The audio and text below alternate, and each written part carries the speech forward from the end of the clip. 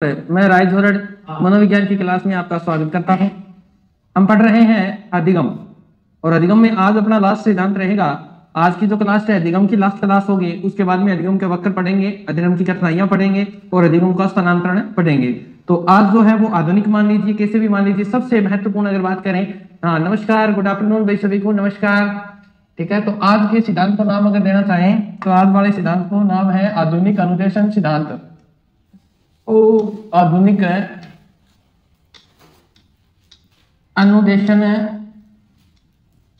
अनुदेशन सिद्धांत। सिद्धांत का नाम है आधुनिक अनुदेशन सिद्धांत, ये लीजिए। उसके बाद में इसके अन्य नामों की बात करें, अन्य नाम नाम है पदानुक्रमिक। पदानुक्रमिक है, इंपोर्टेंट कर लेना, पदानुक्रमिक है अधिगम सिद्धांत। ठीक है, दूसरे की बात करें, पद स्थापन सिद्धांत। सही गलत लिख दिया लग रहा है मेरे को, हाँ गलत हो गया, ये लीजिए। ठीक है, स्थापन सिद्धांत। और तीसरा नेक्स्ट है अपने पास, इसी सिद्धांत का नाम है पद सोपानिक अधिगम सिद्धांत। हाँ जी, आपकी कमेंट देख लेता हूँ। हेलो सर, नमस्ते, आशीर्वाद बेटा सभी को, good afternoon, very very good afternoon बेटा सभी को, आशीर्वाद। चलिए, ये इस सिद्धांत के अन्य नाम है। अगर बात करें पिछली रीट की, यानी पिछली जो रद्द नहीं हुई उससे पहले वाली की, 2018 वाली की, तो उसमें से इसका प्रश्न पूछ लिया था और इसका सीधा प्रतिपादक ही पूछ लिया था। तो इसके प्रवर्तक कौन है ये आपको याद करना है। प्रवर्तक है रॉबर्ट एम गेने। क्या नाम है? रॉबर्ट एम गेने। और पेपर में गिनी आया था, ठीक है ना, गेने, GANE। अब स्पेलिंग तो ये है, इसको गिनी कर दो, से कुछ भी कर दो, पेपर में ये स्पेलिंग आई थी, ठीक है ना। क्या आई थी? ये स्पेलिंग है। क्या हो गया इसमें?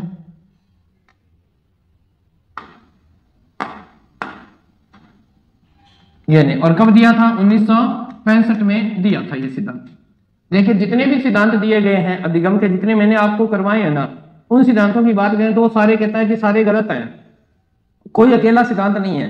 कोई भी सिद्धांत होता है उसका कहता है किसी न किसी से संबंधित होता है। और गेने जी कहते हैं कि जो मैंने सिद्धांत दिया है वो प्रॉपरली सही है, यानी इसीलिए इसके आगे आधुनिक शब्द जुड़ा है, ठीक है ना। इसके लिए क्या जुड़ा है? आधुनिक शब्द जुड़ा है। तो इनका जो सिद्धांत है, इन्होंने अपने सिद्धांत यानी अधिगम को 8 प्रकार से बांटा है। कितने प्रकार से? 8 प्रकार से बांटा है। सर एग्जाम कब तक होगा? संदीप गौरी पूछ रहे। तो एग्जाम का तो भाई पता ही नहीं, अभी तक वैकेंसी नहीं क्लियर हुई अभी तक आपकी, कब आएगी, कब फॉर्म स्टार्ट होंगे, ठीक है ना, अभी तक कोई क्लियर नहीं है। तो यहां अगर बात करें, यहां लिख देता हूं मैं, इनके अनुसार अधिगम 8 प्रकार से होता है। इनके अनुसार अधिगम 8 प्रकार का होता है। 8 प्रकार का होता है। ये प्रकार एक दूसरे से संबंधित हैं। ये प्रकार एक दूसरे से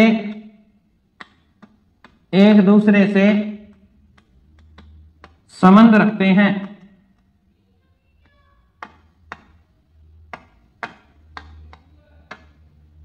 ठीक है, और नई लाइन से लिख लेना, से ऊपर कर देते हैं इसको। इनके अनुसार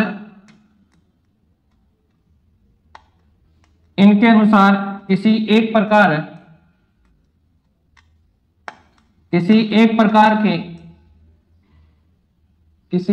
प्रकार के व्यवहार के अधिगम के लिए पूर्व आवश्यकताओं की आवश्यकता होती है। इजी लैंग्वेज में बताऊंगा आपको, आवश्यकता होती है। ये गेने ने बात कही है। इन्होंने बताया अधिगम के 8 प्रकार होते हैं, अधिगम 8 प्रकार से किया जा सकता है, परंतु सभी जो अधिगम है वो एक दूसरे से संबंधित होते हैं। जैसे अगर बात करें शुरू में जो बालक होता है वो उसको बोलना नहीं आता, फिर भी वो अधिगम कर लेता है। कई बालक बोल नहीं पाते, सुन के अधिगम कर लेते हैं, है ना। तो यानी वो कहते हैं कि अधिगम के अलग अलग प्रकार हैं, 8 प्रकार हैं, और ये एक दूसरे से संबंधित है। अगर मान लीजिए किसी अधिगम या किसी व्यवहार को हम कर रहे हैं तो उससे पहले आपको उसकी क्या होनी चाहिए, उसकी आवश्यकता, है ना। ये देखो व्यवहार के लिए, अधिगम के लिए पूर्व आवश्यकता, यानी आपने जो पूर्व में चीज सीखी है वही आपके आगे बढ़ने में क्या करेगी, हेल्प करेगी। ये बात इन्होंने कही है। लिख लिया होगा आप सभी ने, लिख लिया सभी ने। आगे करवाता हूं फिर मैं, अगर आपने लिख लिया तो।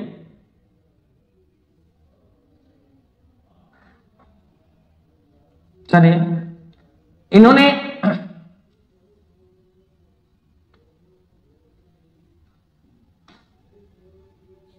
अधिगम के कितने प्रकार माने हैं, 8 माने हैं। तो एक हो गया, क्या दिक्कत हो रही है,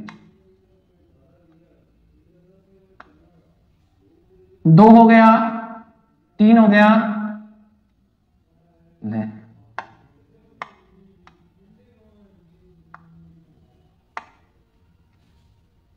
1 2 3 4 5 6, 2 रह गए, 7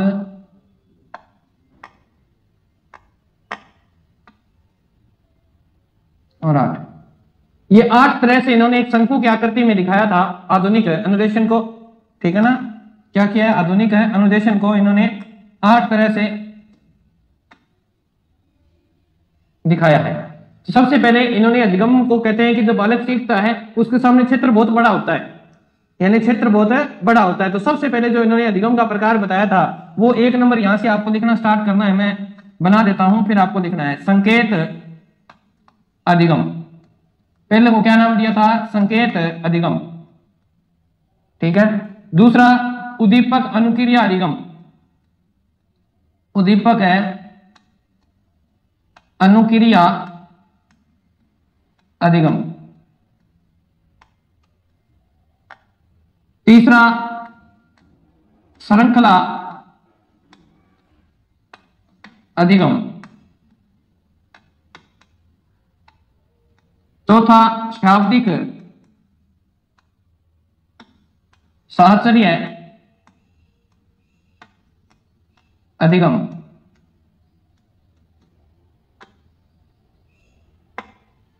ठीक है। 5वें की बात करें, 5वां है ना यहाँ, बहु विभेदन अधिगम, बहु विभेदन अधिगम, ठीक है। उसके बाद की बात करें, बहु के बाद आएगा संप्रत्यय, संप्रत्यय अधिगम। इसको याद करना पड़ेगा आपको, लाइन से क्रम से कैसे याद करेंगे अभी अपन रटा लगा देंगे, 2 मिनट में रुको आप, ये आपको लिख लेने हैं। सिद्धांत अधिगम, और लास्ट है समस्या समाधान अधिगम।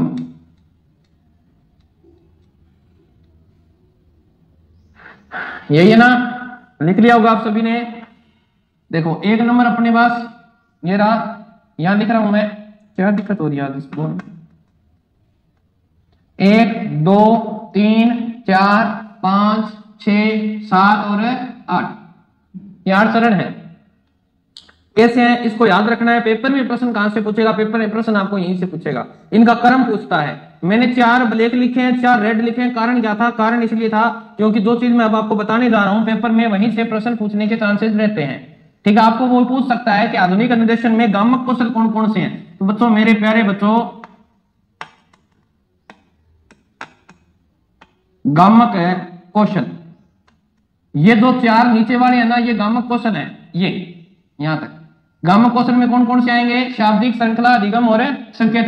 यानी इनमें आपको क्रिया करवानी है, किसी को देखकर बालक सीखेगा, अनुकरण से सीखेगा, गामक कौशल है। और यहाँ बालक में जो ऊपर वाले चारों हैं, ऊपर वाले जो चारों है ना, वहां पे बालक में क्या आता है, खुद संज्ञान लेता है। इसीलिए अगर इसकी बात करें तो इसको आपको ऊपर वाले को यहां लिख लेना चाहिए। यहां लिखना है आपको ज्ञानात्मक, कौन सा, ज्ञानात्मक अधिगम, सॉरी ज्ञानात्मक कौशल, ये गामा कौशल लिखा था ना, ये ज्ञानात्मक है कौशल।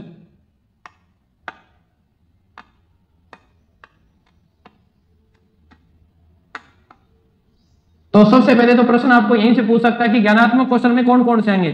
ज्ञानात्मक का अर्थ होता है कि आपने जो चीज आपके माइंड में स्टोरेज है उनसे किस प्रकार सहायता ली। तो ये 4 उसके हैं और 4 यहाँ पर बालक की शारीरिक क्रियाएं हैं, सीधी सी बात है। तो इसको हम डिटेल से पढ़ेंगे, परंतु यहां से आपके जो प्रश्न बनने हैं वो यहीं से बनेंगे। आपको ये क्रम याद रखने, तो कैसे याद रखेंगे, इनको ट्रिक से करवा देता हूं अगर आपको याद रहता है तो। एक लड़की और एक लड़का था, एक लड़की और एक लड़का था। लड़के ने लड़की को क्या किया, संकेत किया। क्या किया, संकेत किया, ठीक है, यानी संकेत किया। तो लड़की ने क्या की, अनुक्रिया की। लड़के ने संकेत किया, कैसे हो, तो लड़की ने आगे से क्या की, अनुक्रिया की। अब अनुक्रिया की तो उन दोनों की क्या बनी, बात होगी। बात होगी तो उन दोनों को उन्होंने बना ली श्रृंखला। क्या बना ली, श्रृंखला, यानी दोस्ती हो गई उनकी। इस तरह तो बनती है श्रृंखला, हाथ मिल गया, श्रृंखला, दोस्ती बन गई। दोस्ती होने के बाद दोनों शास्त्रीय यानी शब्दों का आदान प्रदान हुआ, शाब्दिक शास्त्रीय शब्दों का आदान प्रदान हुआ, यानी उन्होंने कहा कि आई लव यू वगैरह जो भी कहा उन्होंने कहा। तो ध्यान रखना, सबसे पहले क्या हुआ, संकेत हुआ। संकेत के बाद अनुक्रिया हुई, अनुक्रिया के बाद उन्होंने श्रृंखला बनाई, श्रृंखला के बाद उन्होंने शब्दों का आदान प्रदान किया। तो ये हो गया पहला। जैसे उन्होंने शब्दों का आदान प्रदान किया, अब वो क्या हो रही है, अब दोनों के विचारों में क्या हो गया, विभेद हो गया। अब क्या आ गई, बहु बन गई। यहाँ मान लीजिए वो शादी होगी, विचारों में आदान प्रदान, बहु बन गई।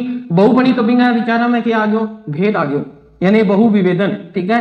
जैसे ही बहु विभेदन आया तो उनके विचारों का उन्होंने खुद का विचार बना लिया कि अपन तो अलग रहेंगे। संप्रत्यय होता है कंसेप्ट, ठीक है ना, कॉन्सेप्ट होता है यानी विचार होता है। अब हम क्या रहेंगे, अलग रहेंगे, ये उन्होंने सिद्धांति बना लिया और समस्या का क्या हो गया, समाधान हो गया, ठीक है। ऐसे भी याद रख सकते हो, ट्रिक से याद करवा रहा हूं मैं आपको। संकेत किया, अनुक्रिया हुई, श्रृंखला बनी, शाब्दिक आदान प्रदान हुआ, शाब्दिक, ठीक है ना, ये क्रम पूछेगा आपको, तो ऐसे याद रख सकते हो।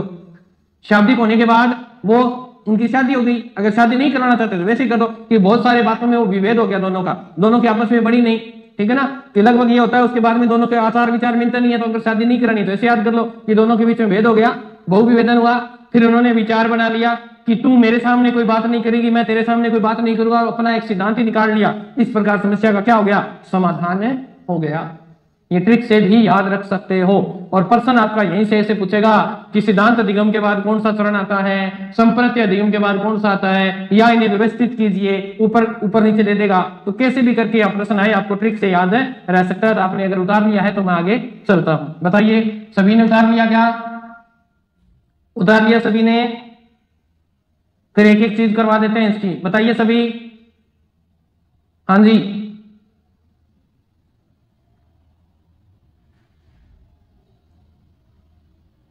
उतार लिया होगा तभी आपके कमेंट नहीं आ रहे हैं। चलिए, तो सबसे पहले अपन बात करेंगे नंबर 1 की, गामक जो दिए हुए हैं वो बात करेंगे नंबर 1 पे। सबसे पहले मैंने आपको बताया संकेत हुआ था। क्या हुआ था, संकेत। तो सबसे पहला अधिगम पढ़ेंगे हमें, संकेत अधिगम, जो हमने पूर्व की क्लास में अध्ययन कर लिया है। कौन सा था संकेत अधिगम है, इसमें आएगा शास्त्रीय अनुबंधन सिद्धांत आया था, ठीक है, ठीक है। अब आप जागे हो ना। तो इस संकेत अधिगम में क्या होता है, इसमें मात्र संकेत से अधिगम करवाया जाता है, मात्र संकेत से अधिगम कराया जाता है। इसमें प्राणी किसी संकेत के प्रति अनुक्रिया करता है, इसमें मात्र संकेत से अधिगम करवाया जाता है। लिख लीजिएगा, इसमें प्राणी मात्र संकेत के प्रति अनुक्रिया करता है, ठीक है। यह सबसे निम्न स्तर का है, यह सबसे क्या है, निम्न स्तर का है, निम्न स्तर। कौन सा अधिगम है, ऐसा आप पीछे पढ़ के आए हो, तो आप पढ़ के आए थे शास्त्रीय अनुबंधन सिद्धांत। शास्त्रीय अनुबंधन सिद्धांत किसका था, पावलो का। अनुबंधन सिद्धांत था ना, ये किसका है, पावलो का है। तो पावलो ने देखो घंटी के माध्यम से क्या करवा दिया था, सिखा दिया था, संकेत ही तो किया था। तो इसमें ध्यान रखना, इसमें प्राणी केवल संकेतों से सीखता है, प्राणी किसी संकेत के प्रति अपनी अनुक्रिया करता है, इसी दौरान में सीख जाता है। यह सबसे निम्न स्तर है। इसमें कौन सा सिद्धांत आएगा, आपका शास्त्रीय अनुबंधन का सिद्धांत आएगा सबसे 1 नंबर पर। सबसे पहले वाले की ये क्रिया होती है, ठीक है। 2 नंबर की बात करें, संकेत किया, उसके बाद में क्या हुआ, उद्दीपन, अनुक्रिया का सिद्धांत आया था ना, अनुक्रिया अधिगम। यानी ये देखिए, इसमें बालक 2 नंबर पर कैसे सीखता है, बालक को उद्दीपन दिखाया जाता है कि जा तू ये करेगा तो तेरे को टॉफी देंगे, ठीक है, ये काम करेगा तो तेरे को ये चीज ला के देंगे। उद्दीपक दिखाया, बालक अनुक्रिया करता है। तो इसमें देखो उद्दीपन अनुक्रिया स्टिमुलस रिस्पॉन्स थ्योरी इसी के अंतर्गत आती है, ठीक है ना। उद्दीपक जब उपस्थित किया जाएगा तो बालक किसी न किसी प्रकार की अनुक्रिया करेगा और उस अनुक्रिया से उद्दीपक को प्राप्त करना चाहता है, ठीक है। 2 नंबर पे बालक से हम ऐसे अधिगम करवाते हैं। तो इसमें कौन कौन से आएंगे भाई, इसमें देखो, इसमें आएंगे, एक तो आएगा थॉर्नडाइक। कौन आएगा? थॉर्नडाइक। थॉर्नडाइक का सिद्धांत आएगा एक तो, जिसने उद्दीपक की बात की। दूसरा स्किनर का आएगा, स्किनर का, ठीक है,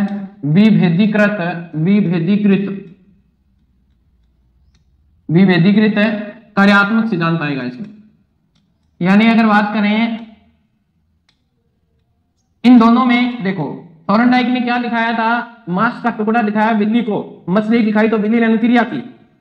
और स्किनर की बात करें तो स्किनर ने उछल कूद के बाद उद्दीपक तो दिया है ना चूहे को, यानी उसमें कटोरी में दाने आके गिर रहे थे, खाना गिर रहा था, तो दोनों में उद्दीपक है।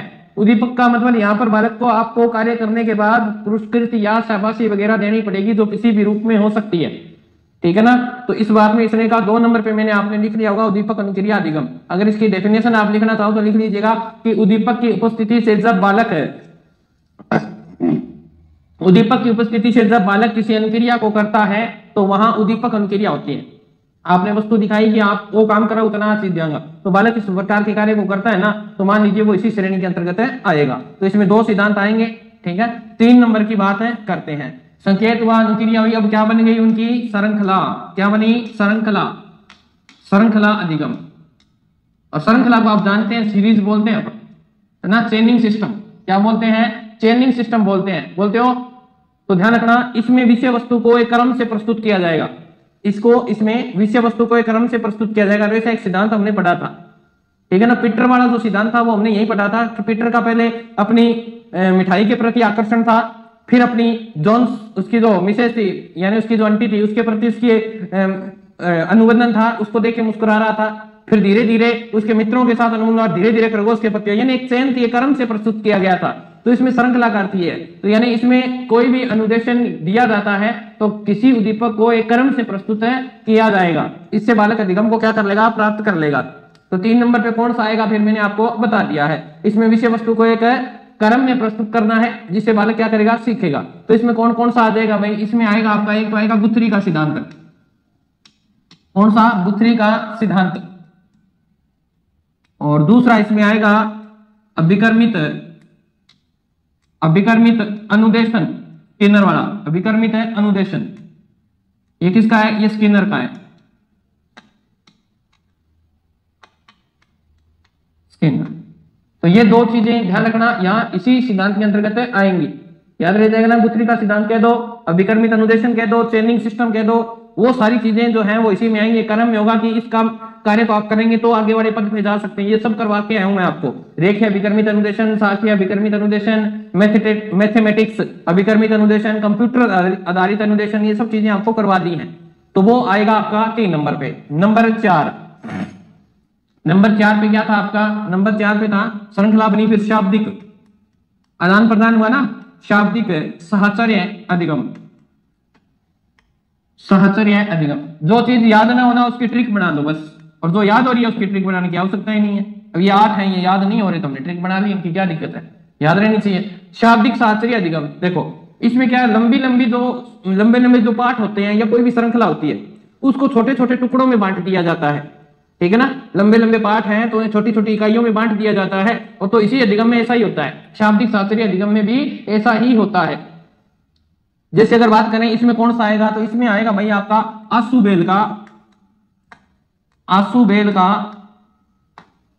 अर्थ ग्रहण अधिगम सिद्धांत। आसुबेल का अर्थ ग्रहण अधिगम सिद्धांत। अगर और बात करें इसमें और कैसे गुजरी शाब्दिक शास्त्र, यानी कोई भी अगर आपने 10th पास की है और आपको याद होगा कि जब हम हिंदी के पाठ पढ़ते थे तो कैसे पढ़ते थे कबीर जी के पाठ को? क्या पूरी लाइन को एकदम पढ़ देते थे? नहीं, पहले कबीर जी की पूरी लाइन को पढ़ते थे, फिर एक एक शब्द का अर्थ निकालते थे। कबीर जी की, रहीमदास जी की, तुलसीदास जी की, ये जो रचनाएं अगर आपने इनका अनुवाद किया हिंदी में तो कैसे एक एक शब्द पूरा नहीं पढ़कर उसको छोटे छोटे टुकड़ों में बांट लेते थे। इस शब्द का ये अर्थ है, इसका ये अर्थ है, फिर पूरे शब्द को जोड़ लेते थे। जो वो क्रिया थी ना वो यही है, शाब्दिक शास्त्रीय अधिगम वही है कि टुकड़ों में तोड़ लिया जाए, बड़ी बड़ी चीजों को छोटे छोटे खंडों में बांट कर लिया जाए। तो अश्वमेध का अर्थग्रहण सिद्धांत हो जाएगा। अगर लिखना था तो लिख लीजिए। उदाहरण में सहस्वर वाचन हो जाएगा, सहस्वर वाचन हो जाएगा। कविता को पढ़ना, कविता पढ़ना भी इसी के अंतर्गत आएगा, ठीक है ना। कविता का जो अनुवाद वगैरह करते हैं वो इसी के अंतर्गत आता है। तो ये चार मैंने आपको करा दिए हैं। ये कौन से करवाए हैं बताओ भाई? ये चारों सिद्धांत है कौन से कौशल के अंतर्गत आते हैं? आंसर दीजिए भाई सभी। ये चारों सिद्धांत है जो मैंने करवाए हैं ये कौन से सिद्धांत के, कौन से कौशल के अंतर्गत आते हैं? बताओ बेटा,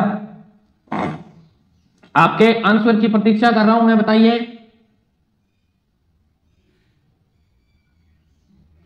बताओ सभी, आपको करवाया, देखते हैं आपका ध्यान कहां है, क्लास में है या इधर उधर ऐसी बातें कर रहे हो? बताओ ये चारों सिद्धांत कौन से क्वेश्चन के अंतर्गत आएंगे? सबसे पहले राखी बुढ़ानिया का उत्तर आया कि गामक क्वेश्चन में आएंगे। बिल्कुल बेटा, शाबाश, बहुत ही बढ़िया।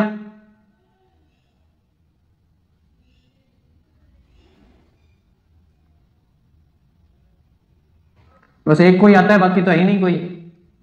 चल नेक्स्ट हम पढ़ रहे हैं, अब आने लगे उत्तर हैं। चल सभी का सही आ रहा है बेटा, तो ऐसे ही कैरी को रखना है आपने। अब हम पढ़ रहे हैं ज्ञानात्मक क्वेश्चन। नंबर 5 पे कौन सा आएगा आपका? अब वो उन दोनों के बीच में हो गया भेद। भेद का मतलब बहु विभेदन, बहु विभेदन अधिगम। कौन सा है? बहु विभेदन अधिगम। इसमें क्या होता है देखो, इसमें बालक के सामने बहुत सारे उद्दीपक रख दिए जाएंगे। बहु का अर्थ क्या हो गया? बहुत, और बहुत सारे उद्दीपक रख दिए जाएंगे। उन उद्दीपकों में से बालक एक को ग्रहण करता है। तो सोच समझ वाला काम हो, माइंड का काम हुआ कि नहीं हुआ? या माइंड से सोचना पड़ेगा, यानी बहुत सारे उद्दीपकों में से एक बेस्ट निकालना है आपको। बहुत सारी किताबें रख दी, उनमें से एक बेस्ट निकालनी है, तो कैसे निकालेंगे? माइंड का यूज करेंगे। तो संज्ञानात्मक कोई ज्ञानात्मक क्षेत्र में हुआ कि नहीं हुआ? तो यहां ध्यान रखना, इसमें अगर आप लिखना चाहो तो लिख लीजिएगा कि इसमें विभिन्न प्रकार की प्रतिक्रियाओं को पहचाना जाता है।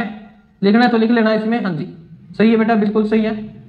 हाँ प्रवीण कह रहा है अधिगम में, अरे बेटा गामक कौशल होगा, गामक कौशल होगा, ठीक है ना। इसमें लिख लीजिए आप, मैं आपको लिखवा देता हूं, बहुविवेदन में समझा मैंने आपको दिया है। इसमें बालक विभिन्न प्रकार की प्रतिक्रियाओं को, बालक को विभिन्न प्रकार की प्रतिक्रियाओं को पहचानना होता है, पहचानना होता है, ठीक है। इस अधिगम में प्राणी के सामने अनेक,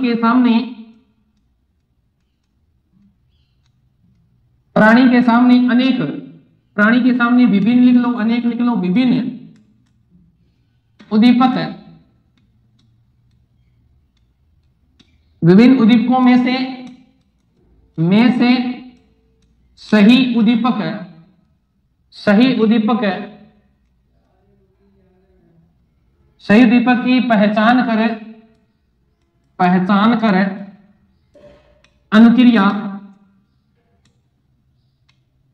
अनुक्रिया करवाई जाती है, या अनुक्रिया से सीखता है, ऐसे लिख लो, अनुक्रिया से सीखता है। यानी बहुत सारे उद्दीपक होंगे, उनमें से एक को चुनेगा। जैसे अगर बात करें, एग्जाम्पल आपको दें इसका, तो देखो इसमें एग्जाम्पल यहां लिख लेना। जैसे अक्षांश, सभी ने पढ़ी है ना ज्योग्राफी, अक्षांश व देशांतर में क्या करना? अंतर करना, यही से सीखेगा। कैसे सीखेगा गुरुजी? तो देखो यहां पे जैसे अगर बात करें, अक्षांशीय रेखाएं कैसी होती हैं? अक्षांशीय रेखाएं ऐसी होती हैं गुरुजी, ऐसी, ठीक है। देशांतरीय रेखाएं ऐसी होती है, ऐसी होती है ना। तो यानी यहां विभेद करना सीख जाएगा कि अक्षांशीय रेखाएं क्या काम आएंगी और देशांतरीय रेखाएं क्या काम आएंगी। अगर ये ऑप्शन सही नहीं लग रहा है आपको तो और ऑप्शन दे देते हैं आपको, ठीक है। जैसे अगर बात करें त्रिभुज व चतुर्भुज, त्रिभुज व चतुर्भुज में अंतर करना, यहीं से सीखेगा। ये त्रिभुज है, रंगों में अंतर करना यहीं से सीखेगा, आकार में अंतर करना यहीं से सीखेगा, दूरी में अंतर करना यहीं से सीखेगा, नजदीक पास सब चीजें यहीं से सीखेगा, रंगों में, दूरी में, आकार में, ठीक है, अक्षांश, देशांतर, सब चीजें। अगर ज्यादा याद नहीं रह रहा है तो आरपीएससी के पेपर में, आरपीएससी के पेपर में जो बहुविकल्प दिए होते हैं ना, पेपर में बहुविकल्पीय प्रश्न, बहुविकल्पीय प्रश्न, विकल्पीय प्रश्न, वो बहुविवेदनीय होता है। आपको लगता है चारों ही सही है, चार ऑप्शन दिए होते हैं ना, वो चारों जो प्रश्न होते हैं, तो आरपीसी के अंदर जो पेपर दिया जाता है उसके अंदर चार ऑप्शन देकर आपसे कौन सा अधिगम करवाया जाता है? बहु विवेदन अधिगम में करवाया जाता है। ठीक है, समझ में आ गया होगा, बहु अधिगम।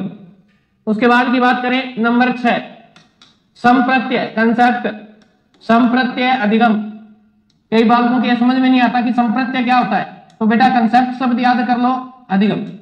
ठीक है, इसे विचार भी बोल देते हैं, क्या बोल देंगे? विचार। ओके, तो इस अधिगम में क्या होता है, बालक जो है, बालक को बालक के पूर्व ज्ञानात्मक क्रियाओं के आधार पर बालक के विचारों को जाना जाता है। यानी इस अधिगम में क्या होता है कि एक बालक है, बालक को उस वस्तु के बारे में पूर्व ज्ञान क्या है, उसने कितना ज्ञानात्मक क्षेत्र उसका विस्तृत है, उसके आधार पर उसको जाना जाता है और उसके विचारों को महत्वता दी जाती है। ठीक है ना। तो अगर बात करें इसकी, सर्वप्रथम इसका प्रयोग करने वाले कौन थे, तो ध्यान रखना 1964 में कैंडलर, कौन थे? कैंडलर ने संप्रत्यय अधिगम, कैंडलर ने संप्रत्यय अधिगम में क्या दिया था? अपना योगदान दिया था। ठीक है, अधिगम का उल्लेख किया। इंपॉर्टेंट क्वेश्चन पेपर में यही से प्रश्न पूछा गया कि संप्रत्यय जो अधिगम है सबसे पहले किसने दिया था, तो ध्यान रखना ये कैंडलर ने दिया था। कब दिया था? 1964 में। ठीक है, तो था क्या, मैंने आपको बताया था, इसमें लिख लेना, इसमें बालक है पूर्व ज्ञानात्मक क्रियाओं के आधार पर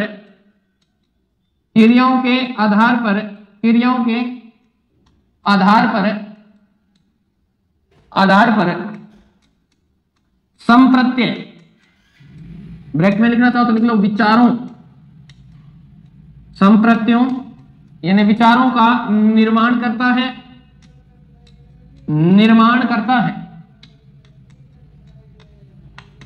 ठीक है, तो ये बात आपको याद रखनी है। फुल स्क्रीन नहीं चल रही है, क्यों नहीं चल रही है भाई फुल स्क्रीन? देवेंद्र कुमार कह रहा है क्या दिक्कत हो गई? ऐसा तो कुछ नहीं है बेटा, सभी की सही चल रही है ना बेटा, बताइए।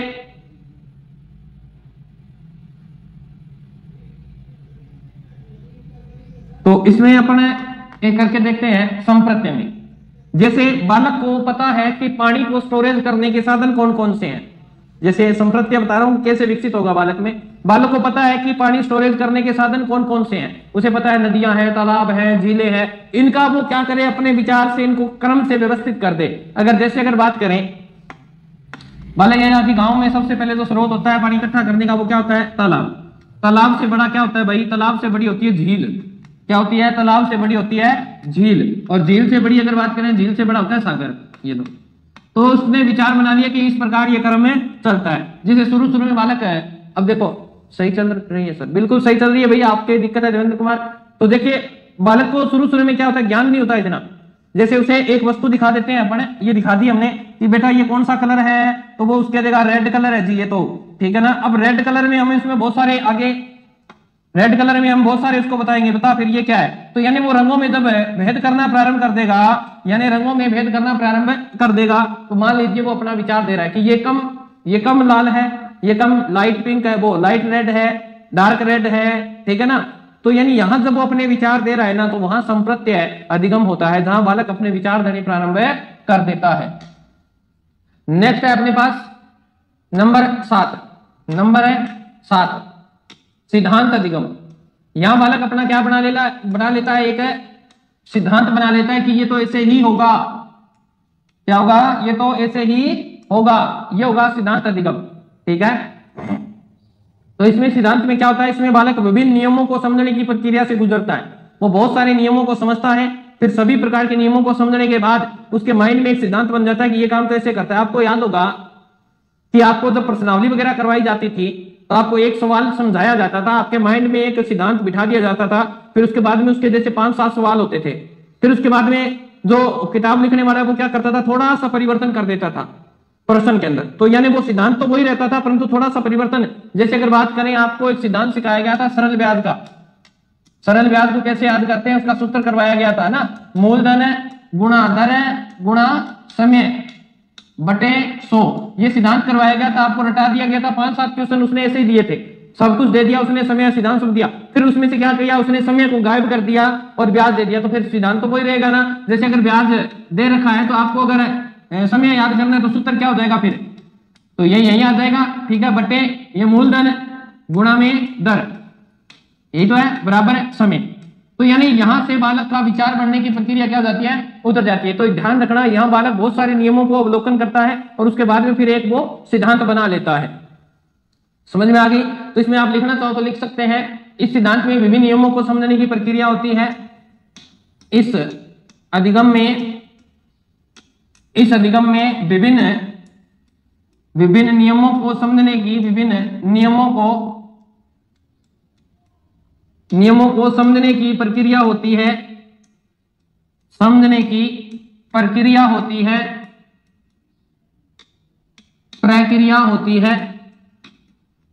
ठीक है। एग्जाम्पल मैंने आपको समझा दिया है, अगर वो भी समझ में नहीं आ रहा है तो और बता देता हूं, एग्जाम्पल बहुत है बेटा अपने पास, ठीक है ना।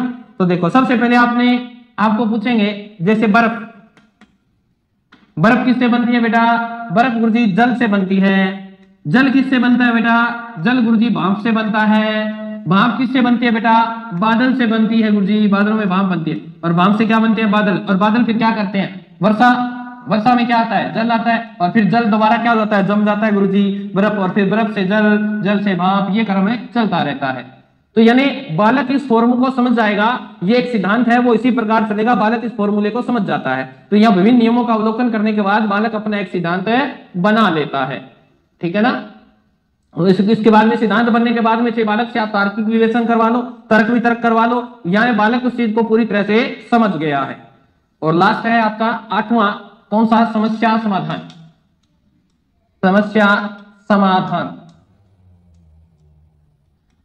समाधान अधिगम। यानी बालक कोई भी समस्या आ जाए, उसने जितना भी सीखा है, पूर्व में जितनी चीजें हैं वो सारी उस पर झोंक देता है। जैसे आप पेपर देने जाओगे ना, तब इस अधिगम का प्रयोग आप करोगे। तो ध्यान रखना, ये अधिगम का सर्वोच्च स्तर है। कौन सा स्तर है, ये सर्वोच्च स्तर है। अधिगम का कौन सा स्तर है, सर्वोच्च। तो इसमें लिखना है तो लिख लेना, किसी समस्या को हल करने के लिए, नई प्रक्रिया को सुलझाने के लिए, किसी नई समस्या को सुलझाने के लिए बालक अपने पूर्वानुमान लगाकर कार्य को संपन्न करता है। बालक अपने पूर्वानुमान लगाकर कार्य को संपन्न करता है। जैसे आप पेपर देने जाओगे तब एक एक चीजें जो आपने याद की है सारी पेपर वाले दिन आपको याद होनी चाहिए, वो आपके लिए समस्या है। पेपर समस्या का समाधान कैसे करोगे, कोई ट्रिक से याद है, कोई वैसे आपने किसी से जोड़ा हुआ है, कोई गालियों पे बना रखी है, तो ये क्या समस्या का समाधान है। जब आपके सामने समस्या आती है तो आप अपना जो जितनी चीज आपने सीख रखी है वो सारी की सारी चीज सौंपने का प्रयास करते हो। जैसे अगर बात करूं, इसका एग्जाम्पल आप लिखना चाहो तो लिख लीजिए। पेपर में पूछा गया है कि रेखा गणित की प्रमेय को हल करना। रेखा गणित में किसी प्रमेय को हल करना। रेखा गणित की जो प्रमेय होती है उसको हल करने में सब कुछ याद करना पड़ेगा आपको, ठीक है ना। सारे सूत्र याद करने पड़ेंगे, यानी वो क्या हो जाए, बिल्कुल आपकी सही चली जाए। तो ध्यान रखना, ये अपने कौन सा सिद्धांत पढ़ लिया बच्चों, ये अपने पढ़ लिया रॉबर्ट एम गेनी का आधुनिक सिद्धांत। तो एक बार इसको रिपीट करेंगे। रॉबर्ट एम गेनी ने आधुनिक निर्देशन का सिद्धांत 1965 में दिया। इन्होंने अधिगम के 8 प्रकार बताए जो एक दूसरे से क्या है, जुड़े हुए हैं, ठीक है। और जब किसी भी समस्या को या अधिगम को हम सीखते हैं तो पूर्व अधिगम का सहारा लेते हैं। जब तक आवश्यकता होगी हम पूर्व अधिगम को उसके साथ जोड़ेंगे। तो इसने 8 बताए, 8 को हमने 2 भागों में बांट लिया। 4 तो गामक कौशल में आते हैं और 4 आपके ज्ञानात्मक कौशल में आते हैं, जहां बुद्धि से प्रक्रिया करवाई जाती है। 4 में आपको अपने शरीर की क्रिया करनी होती है। सबसे पहले हमने देखा 1 नंबर पे हमने सबसे पहले संकेत अधिगम यानी इशारे से समझा जाता है सिर्फ, 2 नंबर पे हमने संकेत किया और फिर क्या हुई, उद्दीपन अनुक्रिया सिद्धांत, आपको उद्दीपक दिखाया जाएगा फिर आपसे कार्य करवाया जाएगा। फिर 3 नंबर पे था श्रृंखला अधिगम, 4 पे था शाब्दिक साहचर्य अधिगम, ये तो थे आपके गांव कौशल के। 5 पे क्या था, बहु विभेदन था ना, बहु ने क्या कर दिया, विभेदन कर दिया, फिर उसने क्या बना लिया, संप्रत्यय, अपना विचार बनाया, फिर सिद्धांत बनाया और समस्या का समाधान हो गया। तो इस प्रकार मैंने आपको एक ट्रिक भी बताई थी, अगर याद है तो दोबारा रिपीट कर देते हैं कि एक लड़की थी, एक लड़का था, दोनों एक दूसरे से प्रेम करते, तो लड़के ने क्या किया, इशारा किया, संकेत किया। सबसे पहले कौन सा, मैं यहाँ निकाल लेता हूँ स्लाइड ताकि आपको याद हो जाए, ये लो, सबसे पहले क्या कर रहा है, संकेत कर रहा है। संकेत करने के बाद लड़की ने अनुक्रिया की, याद हो जाएगा, लड़की ने क्या किया, अनुक्रिया की। जैसे अनुक्रिया की, दोनों की दोस्ती हो गई, यानी श्रृंखला बन गई। श्रृंखला बनने के बाद दोनों ने शब्दों का आदान प्रदान किया, शाब्दिक साहचर्य किया, ऐसे याद रह जाएगा। और शाब्दिक साहचर्य करने के बाद दोनों ने एक दूसरे को 2 वर्ड बोलने थे वो बोल दिए। फिर दोनों में क्या हो गया, भेद हो गया, दोनों में मिसअंडरस्टैंडिंग हो गई, बहु विभेदन हो गया। फिर दोनों ने बैठ के विचार किया, संप्रत्यय, क्या किया, विचार को क्या बोलते हैं, संप्रत्यय। दोनों ने बैठ के विचार किया और ये सिद्धांत बनाया कि हम अपने घर की बातें कभी किसी को नहीं बताएंगे, और समस्या का क्या हो गया, समाधान हो गया। तो ऐसे भी याद रख सकते हो। आज के लिए इतना ही, कल अपन पढ़ेंगे अधिगम वक्र। तो तब तक स्वस्थ रहें, मस्त रहें। जय राजस्थान, जय भारत।